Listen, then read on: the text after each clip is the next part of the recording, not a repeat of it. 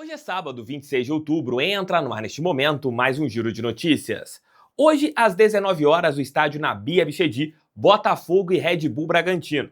O Glorioso precisa vencer para se manter na liderança do Campeonato Brasileiro. A equipe do Palmeiras jogará antes contra o Fortaleza. Claro, vamos dar aquela secadinha no time de Abel Ferreira, mas o Botafogo só depende dele para conquistar o título brasileiro de 2024. E para continuar dependendo apenas de si, tem que vencer a equipe de Pedro Caixinha lá em Bragança Paulista. Tudo, mas tudo mesmo em relação a Botafogo e Bragantino nesse nosso giro de notícias. Roda a vinheta, que daqui a pouco eu tô de volta.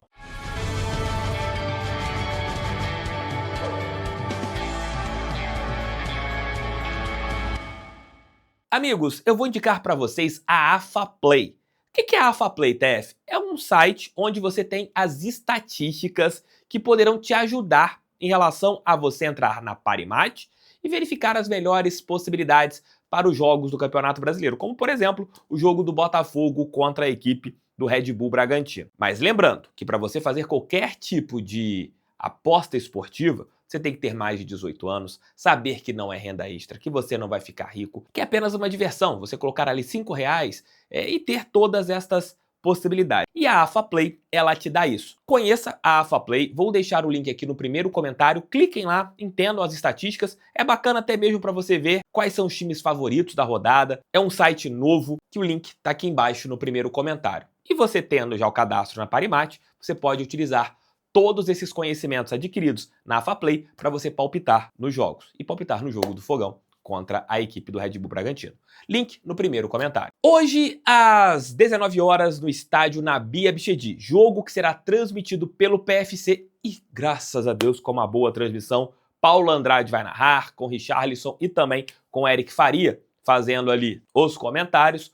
O Botafogo vai enfrentar o time do Red Bull Bragantino. O Glorioso, devido ao resultado que conseguiu na Copa Libertadores da América, o 5-0 em cima da equipe do Peñarol, pôde olhar para esse jogo de hoje de uma maneira diferente, já que se você tivesse um resultado mais apertado, claro, você focaria mais na Copa Libertadores da América. Não é que o Botafogo não vai focar na Copa Libertadores no jogo de quarta-feira. Porém, hoje dá para você, por exemplo, colocar o Luiz Henrique jogando ali com mais intensidade, já que muito provavelmente ele deve ser poupado na quarta por ser um jogador já pendurado, Alexander Barbosa, entre outras possibilidades. Mesmo com pouco tempo de recuperação, o Botafogo terá quase que força máxima, à exceção de Alex Telles, que ficou no Rio de Janeiro e não viajou para São Paulo. O provável Botafogo para enfrentar a equipe do Red Bull Bragantino será John, Vitinho, Bastos Barbosa, Cuiabano ou Marçal,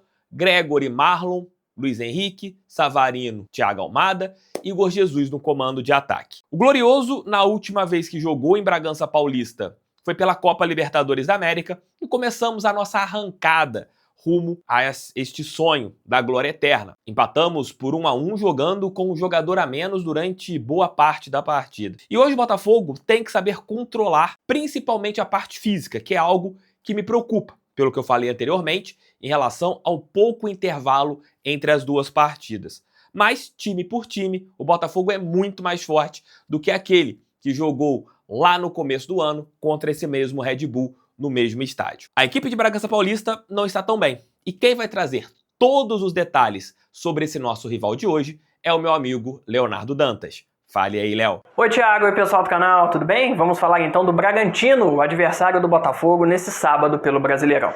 Bragantino que fez um duelo muito equilibrado contra o Botafogo na Libertadores. Era um time que era temido, né, do ano passado para cá, mas despencou. Hoje está muito mais perto da zona de rebaixamento, 14º lugar, 34 pontos, 8 vitórias, é o quarto time que menos ganhou, 10 empates, terceiro que mais empatou, 12 derrotas, 34 gols marcados, 39 sofridos.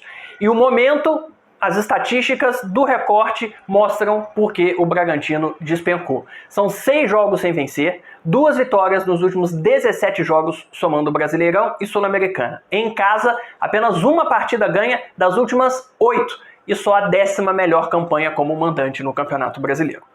A análise tática do Bragantino, começando então pela defesa, nos traz algo que o Caixinha não conseguiu resolver desde que ele assumiu o time. E olha que o Bragantino mudou muito, né? E nesse ano, principalmente, o time se transformou muito em função de lesões e de negociações. Fato é que o Bragantino tem um problema crônico com os espaços cedidos nas costas dos laterais. E isso, claro, tem a ver com o desenho que o Bragantino coloca, a forma que o Caixinha tem de ver futebol, com o time tentando atacar o máximo possível e usando muitos lados, sendo muito vertical pelos lados. É uma característica importante do Bragantino, mas que defensivamente tem os seus problemas, os adversários atacam muito isso, e é algo que encaixa com as características do Botafogo. É um problema que continua, mesmo com o lateral esquerdo, por exemplo, mais ofensivo, tendo ficado lesionado boa parte da temporada, o Juninho Capixaba. Essa questão traz um outro problema para o Bragantino. O time acaba sofrendo muito nos contra-ataques e nas bolas longas, que também é uma característica muito comum para o time do Botafogo. E claro, faz todo sentido. Se esses laterais sobem e o Bragantino perde a bola lá na frente, essa jogada vem na transição em velocidade para o adversário. Os laterais muito atacando vão ter dificuldade nessa recomposição. Então os contra-ataques e as bolas longas encaixam com muita frequência contra a defesa do Bragantino. Outro ponto importante da defesa do Bragantino é agora algo que mudou do Bragantino que a gente enfrentou na Libertadores para cá. É a presença do zagueiro Eduardo, que chegou durante a temporada, é meio que uma novidade nesse time, e que tem uma característica que o time de Bragança não tinha. Ele sai jogando com a bola dominada nos pés, buscando a construção e carrega a bola o máximo que ele pode. Assistindo vídeos do Bragantino para montar esse vídeo aqui para você, eu vi em alguns momentos ele avançando com a bola dominada além da linha de meio campo. Então não é aquela saída lá Fernando Diniz, curta e perigosa dentro da área, e não é a saída lá Alexander Barbosa, com a bola um pouco mais longa. Ele sai com a bola dominada buscando construção. Isso, claro, ajuda a subir as linhas do Bragantino no momento dessa construção, no momento da saída de bola, mas se o Botafogo, assim como qualquer adversário do Bragantino, antecipar suas linhas e marcar um pouco mais de pressão, pode recuperar essa bola com um zagueiro longe da área. Então é algo importante, o Botafogo tem em alguns momentos essa característica também de subir a pressão, mais em casa do que fora, é verdade, mas é algo que pode acontecer de positivo para o Botafogo também. Outro ponto importante, outra deficiência dessa defesa do Bragantino é a dificuldade com a bola alta, mesmo tendo zagueiros de grande estatura, como o próprio Eduardo e o Pedro Henrique, ex-Atlético Paranaense. Isso tem a ver com aquele problema dos laterais também, né? Como esse espaço aparece muito, os alas ou os pontas adversários têm muito espaço para cruzar, porque o lateral não está ali. Então o espaço aparece e o Bragantino sofre muito chuveirinho. Quanto mais esse tipo de jogada acontece, mais chances de cabeceio perigosos o adversário vai ter. Então é algo que o Botafogo pode tentar explorar também. Pensando agora o Bragantino no ataque. É uma característica do Bragantino de muito tempo usar a saída longa. É um time que trabalha muito menos a bola por dentro, pelo meio de campo, mas é muito vertical usando principalmente as pontas. Essa saída em profundidade faz o Bragantino ser só o 13º na posse de bola, o 7º time que menos tem posse de bola no campeonato, com 47%. Antes, essa saída era mais pelos pontas, hoje ela é mais concentrada no meio, para o Sacha, que é um centroavante, é quem faz essa função, mas é um cara de muita movimentação, muito mais leve do que os centroavantes do Bragantino, do que o Thiago Borbas, por exemplo.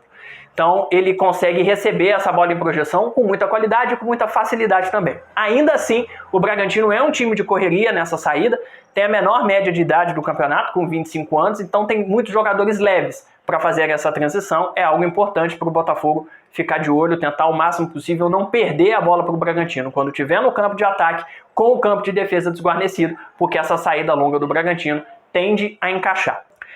O Bragantino que enfrentou o Botafogo lá na Libertadores tinha algo muito importante, que era uma dobra pela esquerda com o Juninho. O Juninho lateral, o Juninho Capixaba, subia e flutuava ali pelo lado esquerdo, entre ponta, meia, junto com quem já ocupava a função de ponta, e esse lado era muito forte. O Juninho se machucou e quem entrou por ali, o Luan Cândido, não conseguiu dar esse mesmo volume, não conseguiu fazer essa dobradinha pela esquerda. Então essa jogada se perdeu um pouco e o Bragantino passou a ter o lado direito como mais importante. O Elinho também saiu do time, mas acabou entrando por ali um outro jogador que conseguiu ser tão vertical quanto o Elinho. O Elinho que ainda é o artilheiro do Bragantino no ano e no campeonato. Mas o momento é do Vitinho. O Vitinho assumiu a titularidade pela ponta direita e tem essa característica semelhante de dar o drible para dentro, usar muito o corredor e o máximo que pode, jogada muito vertical, de velocidade, mas ele não vai à linha de fundo. Ele faz o drible para dentro, para o passe, para o cruzamento ou para a finalização. É um cara que merece atenção. Falei aqui da dobradinha pelo lado esquerdo que se perdeu. Muitos repórteres que cobram o Bragantino imaginam que o Juninho possa ser titular pela primeira vez desde que retornou de lesão nesse jogo contra o Botafogo. Mas ele seria um ponta pela esquerda no lugar do Hurtado, que é um cara muito pesado e que tem dificuldade de dar essa leveza, essa velocidade pelo lado esquerdo. Aí com o Luan e Juninho, talvez o lado esquerdo volte a ser um pouco mais perigoso. Ainda assim, o melhor momento é do Vitinho, mas o Juninho pelo lado esquerdo pode dar mais volume e aí a direita do Botafogo vai ter que ter mais cautela nessa marcação se o Juninho de fato for titular nesse jogo. Outros pontos importantes do ataque do Bragantino são chutes de fora. Tem o Lincoln, tem o Evangelista, que talvez... o Lincoln é o 10, mas o Evangelista talvez seja o grande motor desse meio campo do time do Bragantino. O próprio Eduardo, quando tem liberdade de ir com a bola dominada, chuta de muito longe. O zagueiro, como eu falei, você tem o John, jogador ex-Palmeiras. Então são possibilidades de chute de média e longa distância para o Bragantino, que também tem uma chegada importante dos volantes. Trabalha pouco por dentro, mas como o Eduardo sai, os volantes podem subir um pouco mais também, e aí se situam um pouco mais próximos. O Bragantino sempre ataca, quando tem a bola dominada, não na transição em velocidade, com duas linhas de 3. A linha de 3 atacantes e a linha de 3 meias, com os dois volantes subindo junto com o Lincoln. Pode ser o próprio Evangelista, pode ser o Eric, pode ser o Matheus Fernandes, qualquer um deles pode dar esse trabalho. Então esse deslocamento de 6, com duas linhas de 3, é algo que o Botafogo precisa ficar de olho também. Abraço, bom jogo. Valeu, Léo, obrigado por sua participação, trazendo todos os detalhes a respeito do Red Bull Bragantino, seus pontos fortes, seus pontos fracos, porque aqui no canal do TF a gente quer saber todas as informações.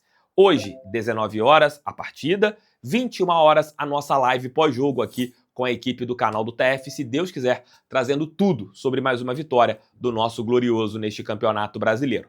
Para contar um fato histórico, chamo o Leozão, Memória Alvinegra. Fale aí, Leozão. Fala TF, fala galera de casa, tudo bem com vocês? Mais uma participação minha aqui no pré-jogo do canal do TF, agora para falar sobre Botafogo e Bragantino. Então já fica a dica para o torcedor alvinegro, virem a chavinha, porque o que aconteceu contra o Peñarol nessa quarta-feira histórica, o 5-0, já ficou na memória e já entrou para a história.